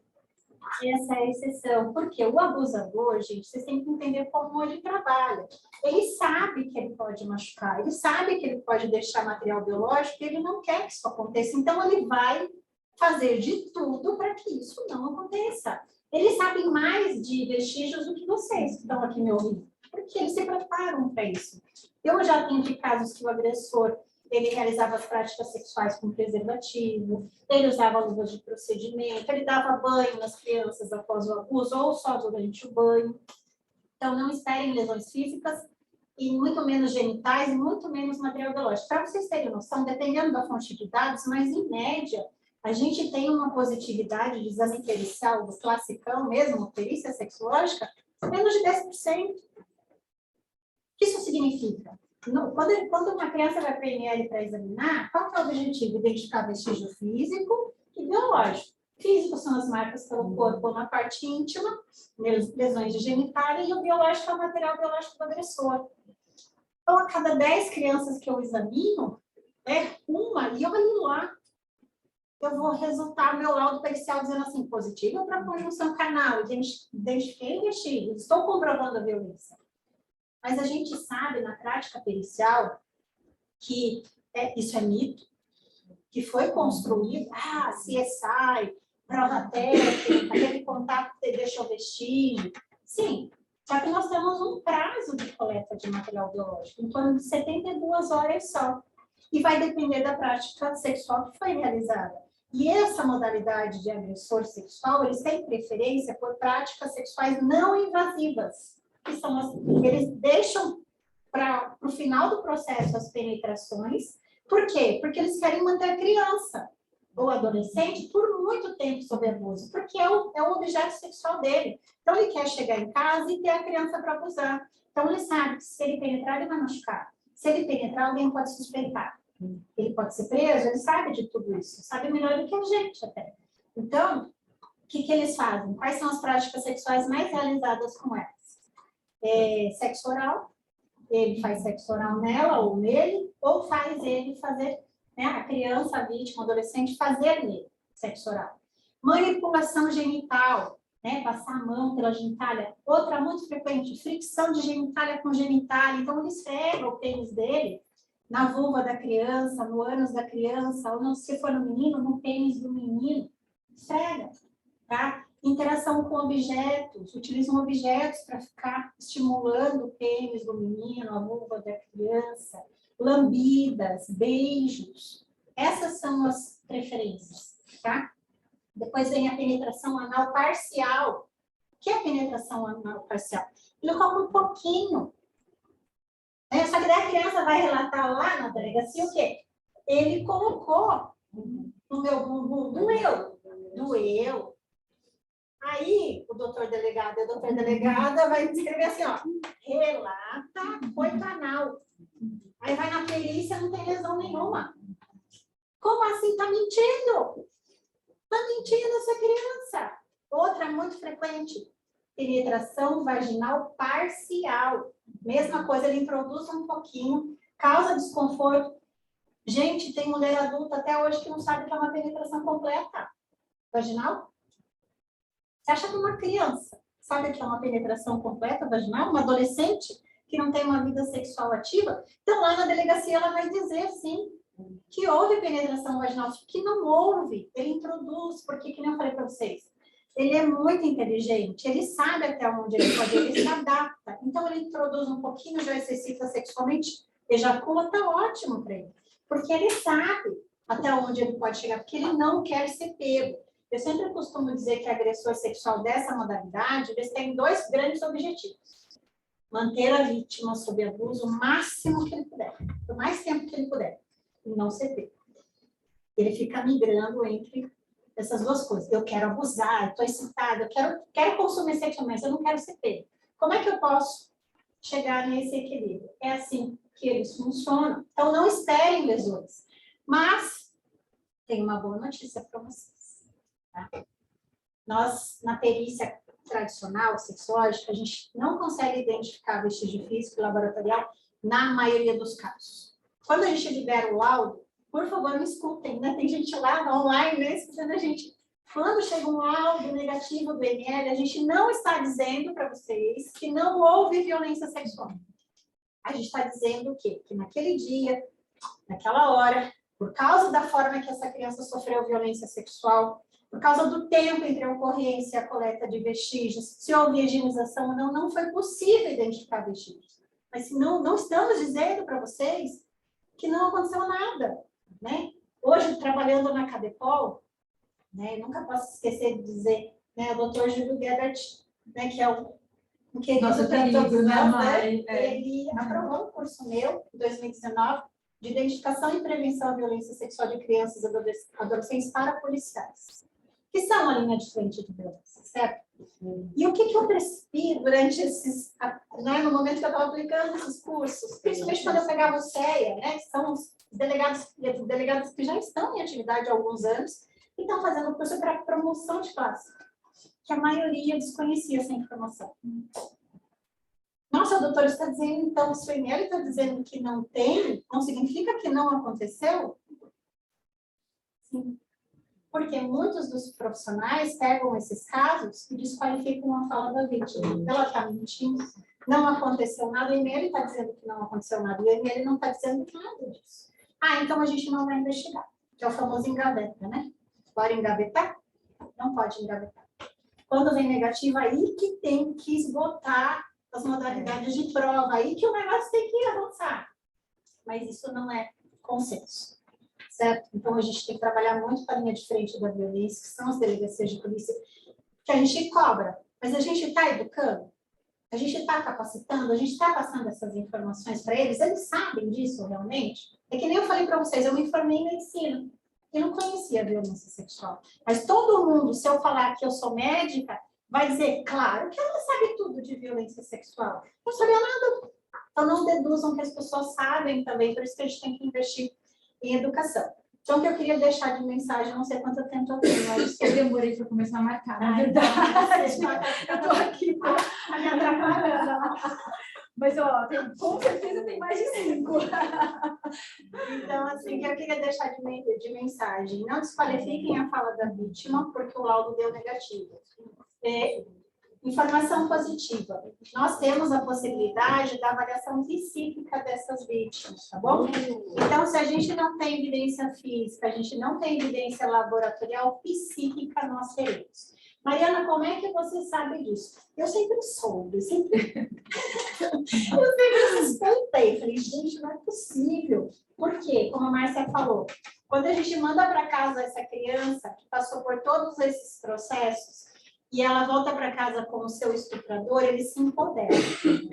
Ele fica mais agressivo. Então, aquelas abordagens menos invasivas, ele não precisa mais fazer, porque ela já está desqualificada. Certo? E aí, você fez tudo isso, não deu nada, você vai fazer o que agora? Aí começam as penetrações extremamente violentas. E a minha maior angústia quando eu fazia uma perícia era saber que aquela criança ia voltar para casa porque o meu laudo deu negativo. E a cada 10, 9 davam negativos. Eu sabia que elas iam voltar para casa. E depois elas voltavam nos próximos plantões. Aí, com a lesão tão esperada, né? Rotura de ímã, laceração de períneo, e aí vai. Né? Então, me perdi agora. O que eu estava falando mesmo? Peraí, voltando. Avaliação psicológica. Vai dizer que é no setor de laudos Não, peraí, não. A gente tem um serviço, eu estou para conhecer essa profissional que eu já admiro muito, a doutora Angelita, tá? A doutora Angelita é do Rio Grande do Sul, ela tem um serviço lá. Aí eu fiz um evento com ela pelo Ministério Público esses dias, e ela, gente, até me arrepia, ela chegou a positividade de 75% com avaliação psíquica, como prova técnica. Ela tem um serviço que produz prova técnica psíquica, porque nós já sabemos que a prova... Gente, o alcance da perícia sexológica tradicional é muito pequeno, é irrisório. Não sei o que estou falando, é a minha prática profissional, mas também os estudos científicos que nós temos à disposição. Então, o que eu sugiro? Assim, invistam na avaliação psíquica. Aqui em São Paulo a gente tem um INES, tá? Que está fazendo as avaliações psíquicas, mas ainda tem muita demanda. Faz também, não faz? O NOFOR faz, mas ele não está em pleno funcionamento. Eu não sei como é que está agora. Eu até preciso Para checar. atendimento psicológico? Avaliação, não é atendimento, Não, perícia psíquica. Mas é com psicólogo ou psiquiatra? Psicólogos e psiquiátricas. É uma equipe, né, da área mental que faz avaliação psíquica. E aí, nesse serviço no Rio Grande do Sul, em Porto Alegre, a doutora Angelita, ela coordena esse serviço, que é um serviço totalmente inovador, especializado, e ela está chegando nessa positividade de 75% dos casos de violência sexual. E aí fica aqui, vou deixar assim, deixa para a Samira depois correr atrás, sabe? Tá gravando. Isso mesmo.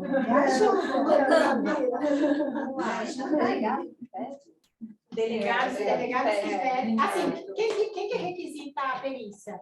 Autoridade policial ou judiciária? Na nossa prática profissional, 99% vem das delegacias. Então, a minha sugestão, viu, Samira, é que isso não seja opcional. Que, de alguma forma, a gente institua, pelo menos no caso dos vulneráveis, que isso seja obrigatório. Ai, Mariana, não tem serviço. Ai, Mariana, não tem serviço. Vai se criar. Tem que se criar serviço. Ó, passou. A gente já tem um modelo, que é no Rio Grande do Sul. A gente tem demanda. Não, Fer é sonho, Fer. Primeiro a gente tem que sonhar, né? Sonho, eu digo que é sonho, que sonha junto, é sonho. Gente, depois vão me matar, mas tudo bem, está registrado, né? A gente tem que tornar, não é opcional, não tem que depender da boa vontade de quem está na delegacia. É obrigatório. Pode falar. Esse certo está vinculado aqui, ó. Ai, não sei te dizer. Eu sei que é um serviço vinculado à segurança, mas eu acho que ele está dentro de um hospital. Não sei como é que funcionam as parcerias. Por exemplo, aqui o Bem Me Quer, a gente tem uma parceria da saúde com a segurança pública, serviço social, psicologia. O BNCare, ele fornece atendimento psicológico, é tratamento, acompanhamento, não é perícia, é completamente diferente. No Pará, a gente tem atendimento que nas delegacias de proteção à criança, elas passam primeiro pelo acolhimento da assistente social, tanto a família quanto a vítima, e depois elas ficam em tratamento no setor com a psicóloga, mas ao final ela manda o relatório para a gente, juntar no inquérito, e aí ele vai junto com o inquérito, porque normalmente o laudo dá negativo. Mas não tem o mesmo peso da prova Exatamente, técnica. hoje é para Vamos fazer assim, só para a Mari fechar a fala dela, daí a gente abre para perguntas, todo mundo está cheio de perguntas aqui. Então, vou finalizar então minha fala, né?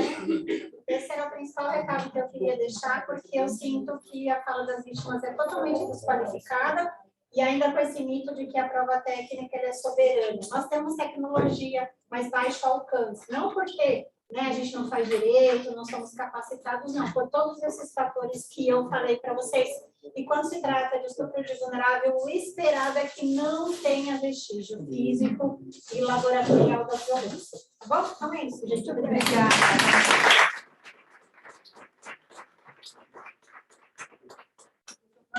Mari, essa aula que ela falou do CEA, aí eu tive com ela no final do ano passado e é maravilhosa.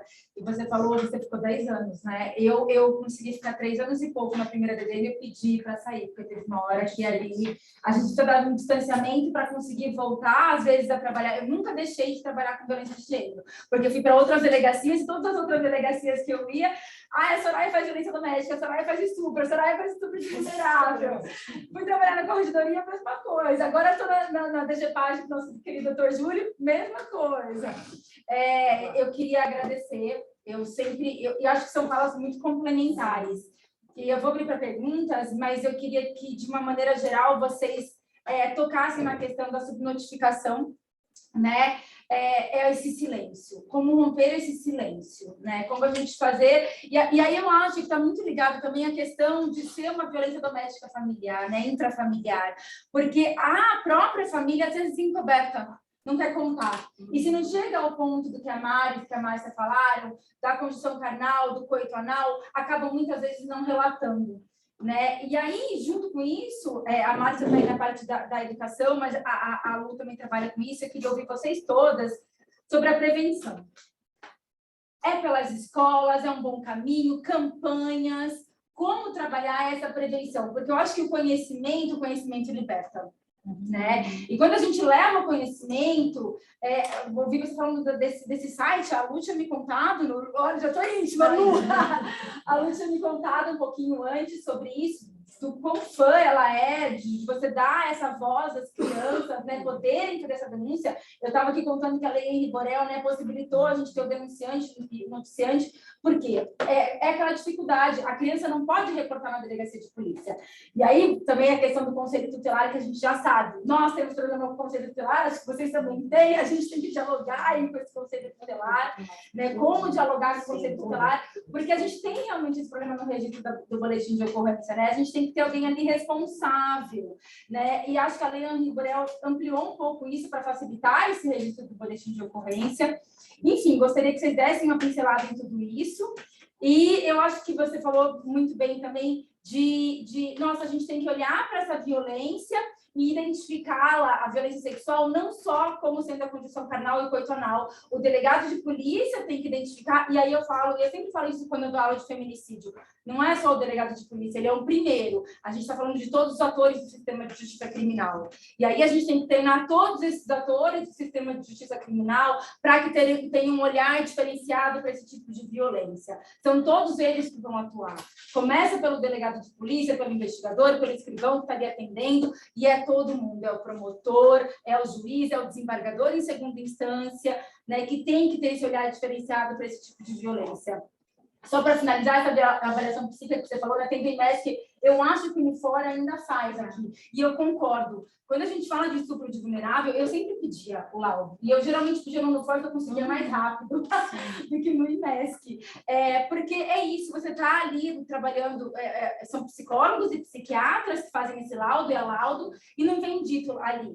Ela foi vítima, o pai que abusou. Não. Há indicativos de que essa criança tenha sido vítima de violência sexual de autor do sexo masculino. O laudo vem nesse sentido. Então, quando a gente não tem ali para comprovar o laudo positivo, eu sempre pedi, aí eu concordo. Acho que isso deveria ser obrigatório. E é sempre essa questão que você falou. A gente não consegue ajudar, demora meses, mas se a gente criar uma demanda, a gente fortalece o serviço, né? Então, gente, obrigada. Amei a fala de vocês. Queria vir para perguntas. E aí? Vai? Vou dar voz para a Samira primeiro. Vou dar voz para a Samira. Gente, serei breve. Bom, adorei ter essa sala, gente. Muito obrigada. Enfim, o divisor de águas tem essa atividade aqui nesse evento, porque a gente já abriu muitos espaços para falar sobre violência de gênero, violência sexual, mas nunca com esse recorte de vulneráveis de criança e adolescente. E é isso, é tabu, não se fala, o perfil do público aqui também diz muito, então é isso, a gente vai vencendo as resistências plantando as sementinhas. Mariana, essa pergunta é para você. Na verdade, é porque eu fiz o curso que a Mariana falou falar da Macarepol, eu fiz de intrusa, gente, realmente. Não foi intrusa, foi convidada especial. E eu acho que sempre a vitória. Eu acho que é um curso que todo mundo, qualquer cidadão deveria fazer, né? Porque se isso é algo tão presente na nossa sociedade, sobre violência contra criança e adolescente, formas de prevenção, como identificar. Mas como é que a gente identifica? Todo mundo aqui tem primo, sobrinho, filho, convive com crianças. Como é que a gente reconhece que isso está acontecendo dentro de casa? Que, eventualmente, né, uma criança da família está sofrendo uma forma de violência sexual. E eu lembro que você teve um bloco que você falava sobre pedofilia. Eu queria que você falasse um pouco sobre isso, porque a gente tem esse olhar, ou, em geral, a gente tende a olhar para a violência sexual contra crianças como algum tipo de doença, de transtorno mental. Assim, isso é doente, esse cara que fez isso é doente, né? Como é que alguém abusa de uma criança? A gente ignora que isso é algo que acontece o tempo todo na casa das pessoas e tende a tratar como uma doença. Eu lembro que você até trouxe na época estatística sobre, né, o que é pedofilia e em que medida a gente está falando de fato de pedófilos ou de práticas culturais que estão muito arraigadas, enfim, de formas de violência que são naturalizadas, muitas vezes, na nossa cultura, que são, né, afinal, a primeira relação da menina vai ser com o pai padrasto, enfim. Eu queria que você falasse um pouco sobre isso. Bom, primeiro você já respondeu, né, eu acho. A pedofilia é uma doença, gente, psiquiátrica, conhecida há muito tempo, muito bem documentada. Até então, pelo CID-10, ela se enquadrava nos transtornos de preferência sexual, tá?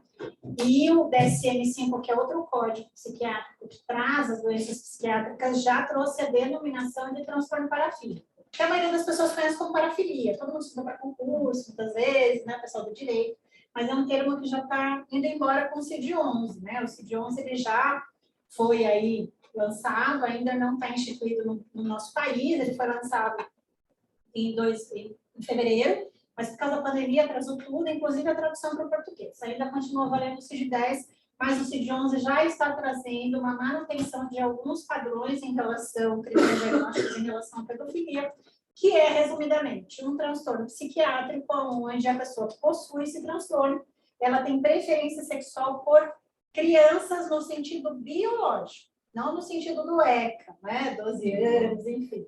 Não, é no sentido biológico. O que isso significa? Corpo infantil. Né? É aquele corpinho que ainda não sofreu as transformações hormonais, da puberdade, não desenvolveu as suas características sexuais secundárias, então mantém-se um corpo infantil. Eu costumo sempre dar de exemplo, só a gente imaginar uma criança aqui de 5 anos de idade sem a roupinha, um menino e uma menina aqui um do lado do outro, com a mesma roupinha, com o mesmo corte de cabelo, que a gente não vai conseguir diferenciar, a não ser que a gente tire a parte, né, da cuequinha, a calcinha, para a gente ver a genitália, tá bom? Que são, né, os órgãos genitais que a gente consegue visualizar. Então, a maioria dos pedófilos são homens, a gente tem em torno de 10% de mulheres com diagnóstico da pedofilia, e esse transtorno, ele se caracteriza por pensamentos, fantasias, impulsos e comportamentos de conotação sexual em relação ao corpo infantil. Então, eles sentem desejo mesmo, tesão, olhando para uma criança, que é algo inimaginável para a maioria de nós, né? Como eu comecei minha fala falando, mas para eles é altamente excitante. Só que o que acontece? Mais ou menos em 2010, a gente teve a CPI da pedofilia. O termo ganhou muito destaque, muita força, e foi utilizado por todo mundo de uma forma indiscriminada. Qual é o grande problema que nós estamos colhendo hoje em relação a isso? Associou-se uma doença mental a um crime hediondo. Então, colocou-se o rótulo do doente mental num agressor sexual, que, né, diversos estudos, várias fontes de dados já trazem que a principal causa da exploração sexual de crianças, do consumo sexual de crianças, não tem nada a ver com doença mental, mas sim com questões culturais enraizadas, a nossa questão estrutural da criança como objeto, muitas vezes em substituição às práticas sexuais dentro de casa. Eu lembro que um delegado falou, mas como assim, doutora? Tem que ser louco, tem que ser doido, tem que ser... Falei, não, gente. Entendam assim, é um indivíduo, muitas vezes para aquele indivíduo não é uma criança, é uma boca, é uma vagina e um ânus. Que a gente vê muito isso, né, que a Luciana falou das rodovias, que a gente tem campanhas super grandes nas rodovias para conscientizar os caminhoneiros, que muitas vezes estão lá na pulsão sexual com vontade de ter relações sexuais, e o que ele tem à disposição são as crianças e adolescentes que as próprias famílias muitas vezes colocam ali na pista, né, das bombas de combustível para serem consumidas. Vocês têm ideia de quanto custa um sexo oral nos nossos postos aí de gasolina? Eu não estou falando do Norte e Nordeste, não, né? Todo mundo, quando começa a falar em exploração, é Norte e Nordeste. Não, aqui, no interior de São Paulo, vocês têm noção de quanto custa um sexo oral? 5 reais. 5? Quem falou 5? Mas é um pacote de biscoito. Em torno de R$1 e R$2 o sexo oral. Pacote completo em torno de 15 a 20 reais. Tá? Isso aqui. Não estou falando lá, muito longe, não.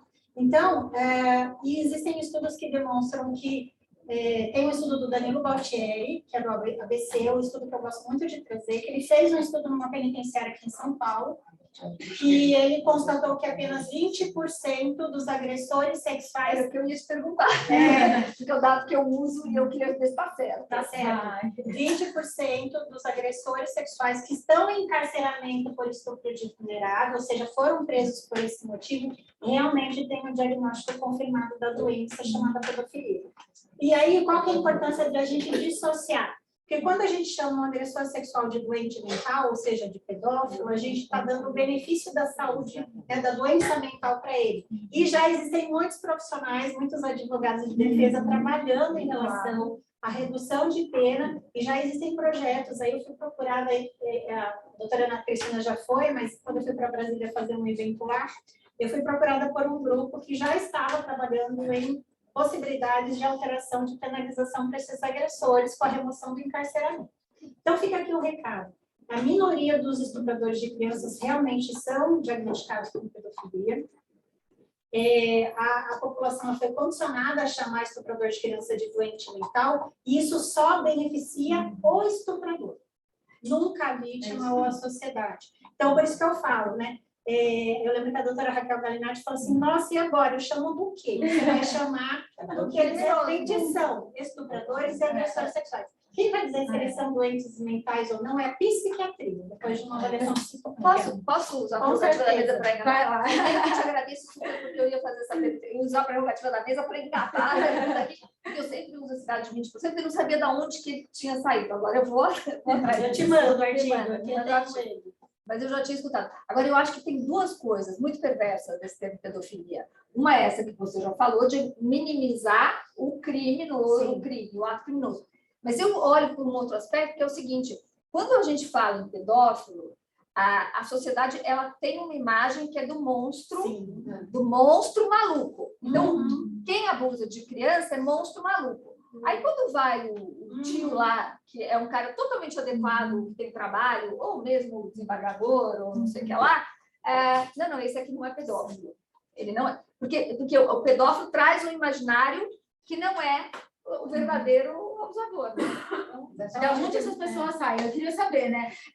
Saem da sociedade, são pessoas da nossa sociedade, Quando né? eu uso esse Ô, Lu, termo, aproveita então para responder, fala um pouquinho dessa notificação, prevenção, como que você acha que a gente pode romper esse silêncio? assim, a gente podia ficar 5 horas, né? Falando sobre disso. Eu já vou pegar as outras questões, deixa eu só tirar. A Fê também. Vai dar tempo.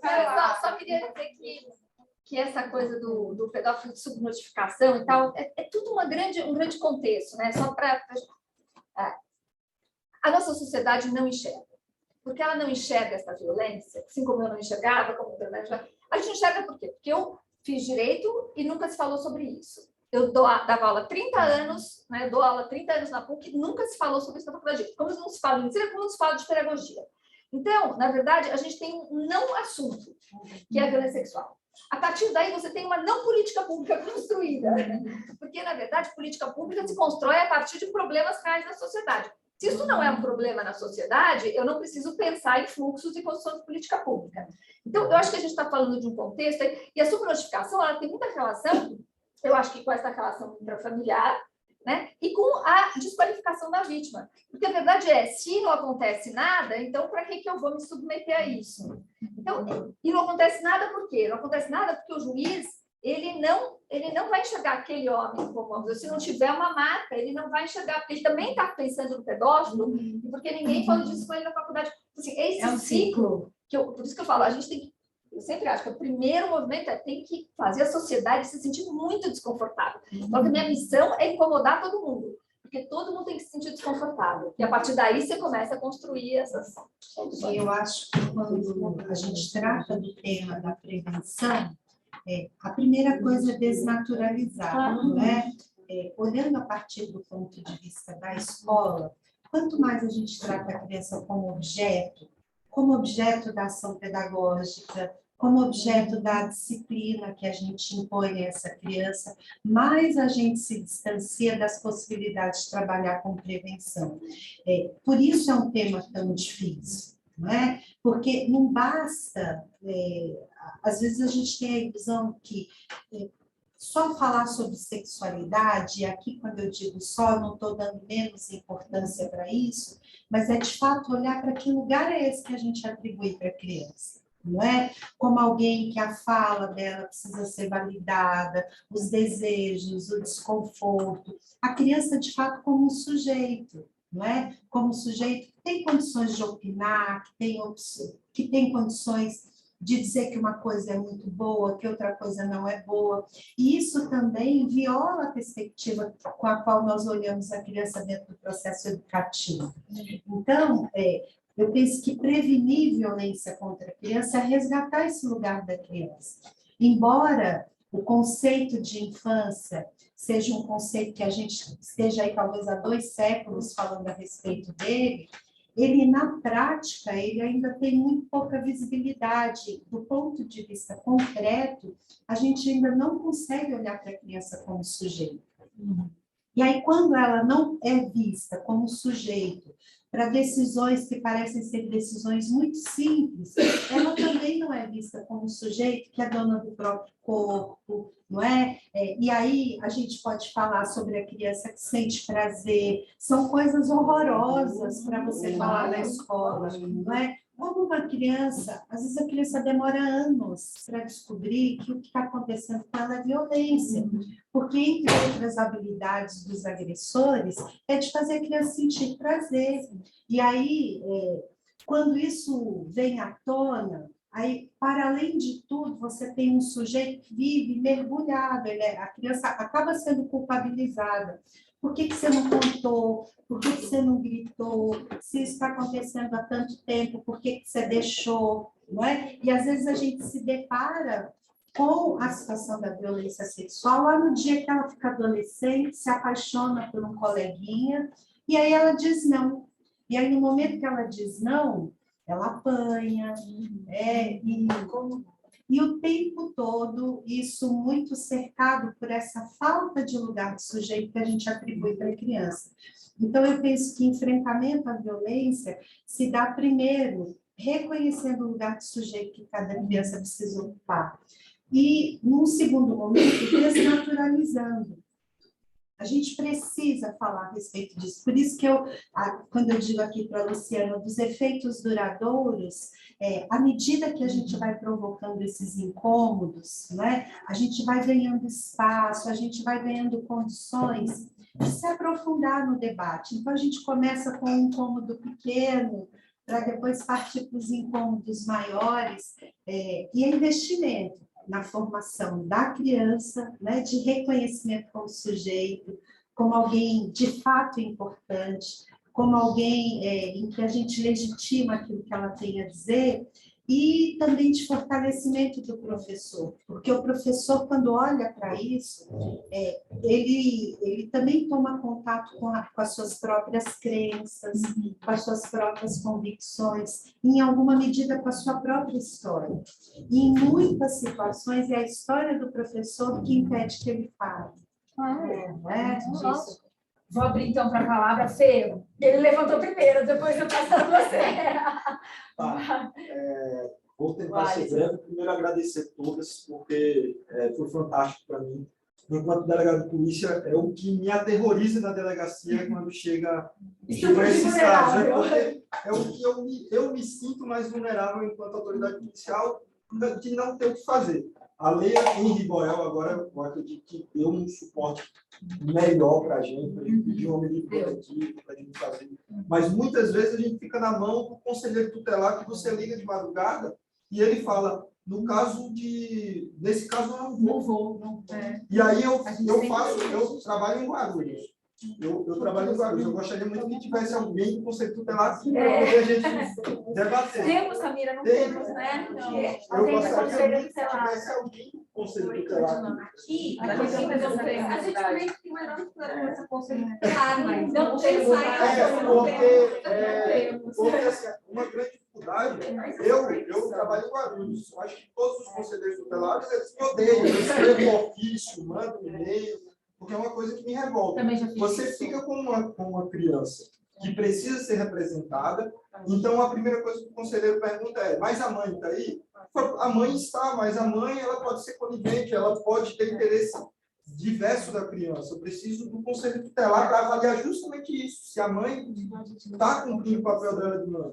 Então, a gente tem essa dificuldade. É a primeira coisa assim, que eu acho que a gente tem que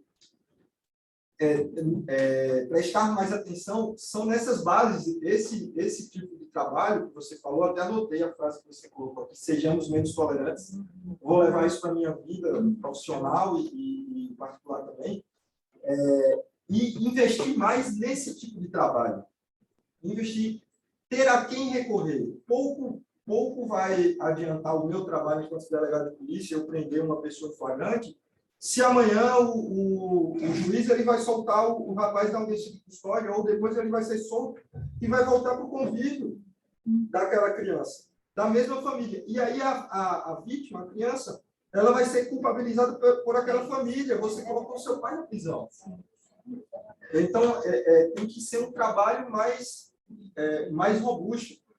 Eu gostaria também de direcionar uma pergunta para a Luciana, que eu vejo que tem um estudo muito legal com relação às pessoas que são abusadas e até que ponto elas podem se tornar abusadoras, se existe uma correlação com isso ou não, se o preconceito é maior do que a realidade. Eu já chegou na delegacia adolescente abusando de criança em abrigo, e a pedagoga desesperada chegou para mim, olha, ele é uma criança que está abusando de outra criança. E aí a gente fica realmente, aí quando a gente foi pesquisar o histórico dele, nem ela sabia, mas a gente procurou boletins de ocorrência, ele havia sido abusado pelo pai. E a gente mostrou, ó, ele foi abusado pelo pai e agora ele está num abrigo, sem pai, sem mãe, sem irmãos, e está abusando do outro. Então, assim, é muito mais além do que a gente pode falar. Eu só tenho mais uma coisa para perguntar. Vai lá, desculpa.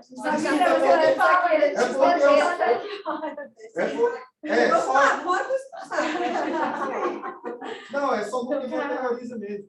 Essa questão da ausência de vestígios, a gente encaminha todo mundo para o Pérola Bairro, isso eu faço direto. Sempre, Então, quando é um caso sem vestígio, é indicado que a gente encaminhe para o Pérola mesmo assim? Em todo caso, eu encaminho. Então, o meu medo é que isso cause um possível... Mas a gente tem que avaliar, né? Se teve algum tipo de violência. Sempre. Posso abrir para a Lu? Daí eu Pode, volto? vamos na sequência? Vamos na sequência. Posso abrir para a Lu? Então tá, vamos lá. Então, mas aqui eu até vou pedir a ajuda aqui da doutora Mariana, porque eu não tenho competência para te responder se... eu tenho muito cuidado quando eu falo de se ele repete ou não um padrão, porque eu acho que é meio estigmatizante, né? Você vai dizer, ele foi abusado, ela foi abusada, então ela vai repetir esse padrão. Mas eu vou fazer uma brincadeira aqui. Alguém já olhou o Casamento dos Pais e falou, cara, isso é o que eu não quero para minha vida? Quando você vê, você está casado igualzinho aos seus pais. Entendeu? Assim, eu acho que tem uma questão que é importante, que quando você trabalha analiticamente, então você sofreu um abuso, mas você vai ter um atendimento, você vai ter um atendimento psicológico, você vai poder trabalhar esse abuso, você vai ter uma relação com esse abuso. Agora, esse caso que eu contei, por exemplo, do menino que foi abusado pelo tio, toda vez que pergunta por que eu abusei da minha sobrinha, ele nunca verbalizou esse abuso, ele estava verbalizando aquele abuso para mim.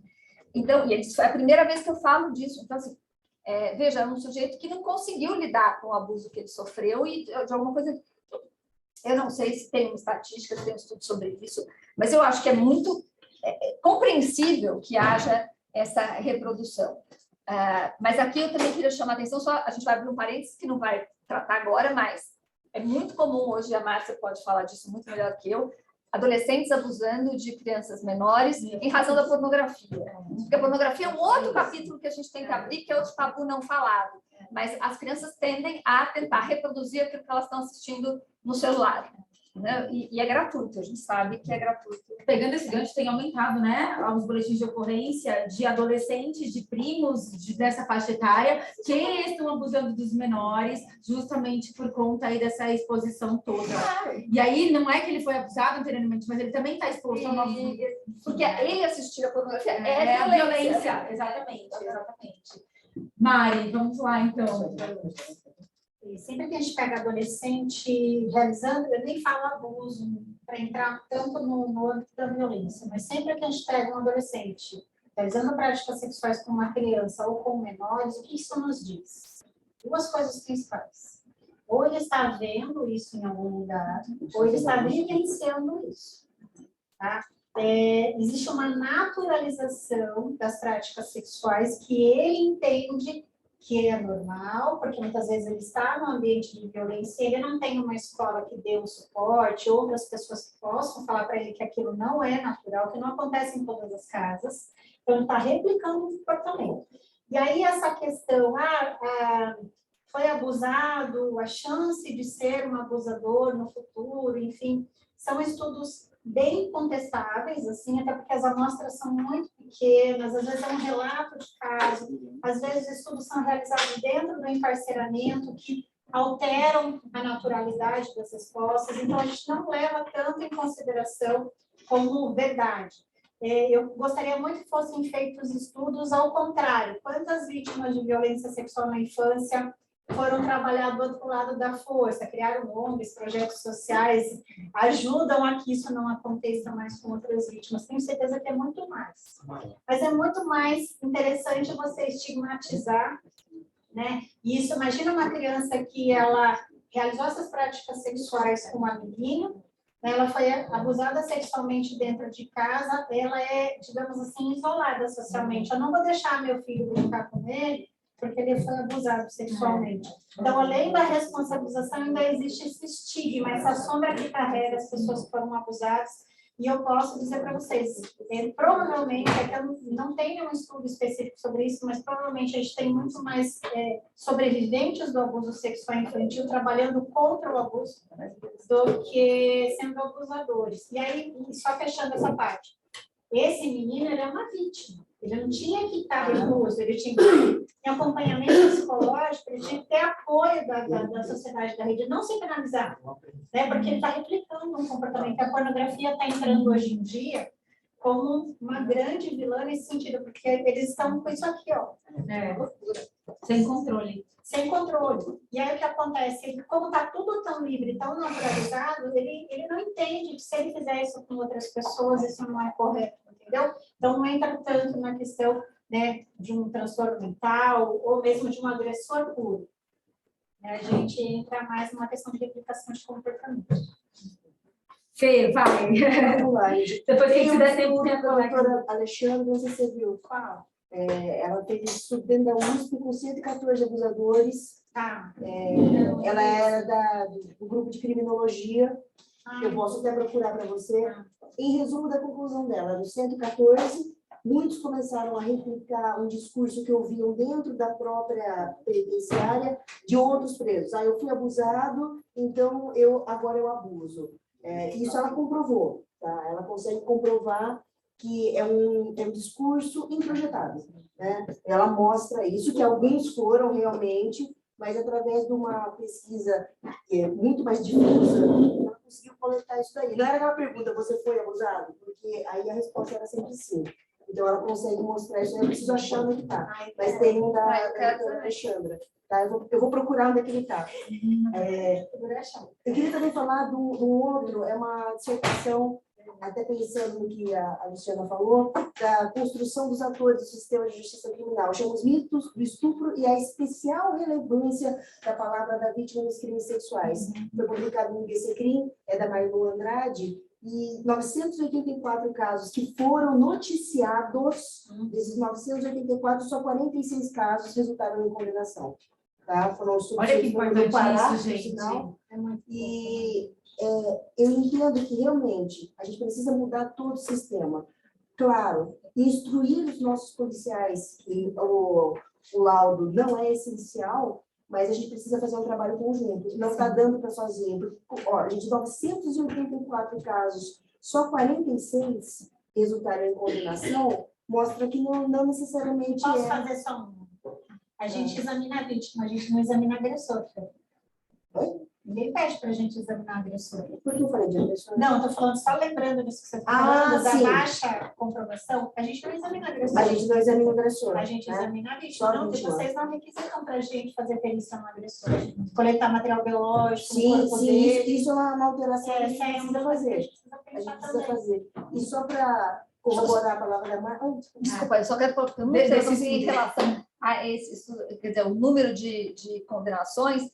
Eu acho que tem uma consequência, um efeito colateral que hoje eu estou sentindo muito, que é a alienação parental. Então, quando a mãe denuncia e depois não consegue provar, o cara entra, perde a guarda para o abusador. E a gente está vendo muitos casos que são narrados assim. É o efeito colateral dessa não condenação. Só corroborando, Márcia, eu infelizmente tive um caso muito triste, não foi meu, mas eu acompanhei, porque eu estava no município do lado. Uma menina noticiou, né, que o pai estaria em vias de abusar sexualmente da irmã do segundo casamento, falando que ela foi abusada e a irmã foi abusada também. Né? Ele estaria no segundo casamento, a menina de 7 anos começou a notar algumas práticas que iriam resultar no estupro. E ele sequestrou, estuprou a filha, a neta.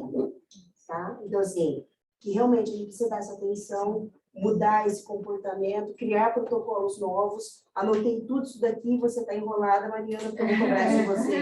Tá? Acho que eu e essa menina vamos cobrar conjuntamente. Realmente, a gente precisa mudar essa capacitação.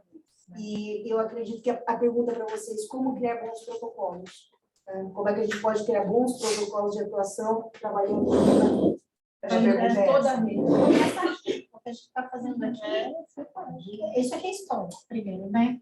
Porque que nem você falou, gente, há 30 anos atrás, não tinha denúncia de mulheres de classe média alta de violência doméstica. Então, há 20, 30 anos atrás, nem deixariam a gente falar sobre esse assunto nesse ambiente. Exatamente. Imagina. E aí, falando, né, de quem está aqui nos assistindo hoje. Infelizmente, né, eu trabalho com cursos também, 90% do meu público é sempre feminino, porque é um curso de violência sexual. E aí eu costumo dizer, vítima falando para vítima e potencial vítima falando para potencial vítima. Nós precisamos começar a falar para os potenciais agressores, não para as potenciais vítimas. Mais de 95%. Mais de 95%. A fonte, a causa está no agressor, não em nós, nas potenciais vítimas e nas vítimas, mas a gente investe muito em tudo, vítimas e potenciais vítimas. Eu tenho 2 potenciais agressores em casa. Eu tenho um de 11 e um de 5. Os meus filhos sabem o que é consentimento. Os meus filhos sabem o que é prevenção à violência.